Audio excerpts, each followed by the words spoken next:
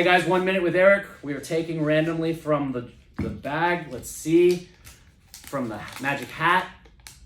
Puppy lemon law. Oh, this is so sad. So this actually happened. So this is a law in Florida. So have you guys ever heard of the lemon law? So the lemon law is when you buy a car and there's a certain expectation that it's not going to be a lemon, which is a colloquial term for just a car that constantly is going to break down and has lots and lots of problems with it.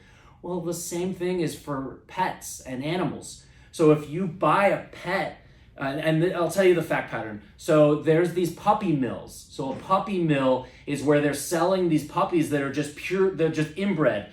And it's so sad. We actually adopted one of these dogs that was a stud. And what that means is that he was just constantly being used to mate because he was a purebred Maltese. And so he was making more purebred Malteses.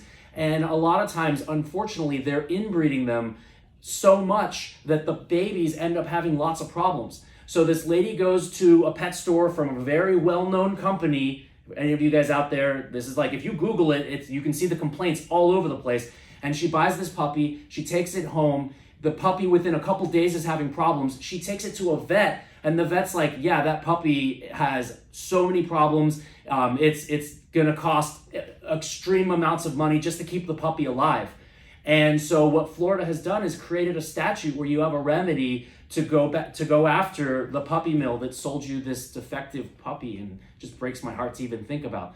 So guys, if you think that you are the victim of the puppy lemon law, or you think that you've bought a puppy that has just too many problems, more than you could ever expect, please consider reaching out to a lawyer like me. Thanks.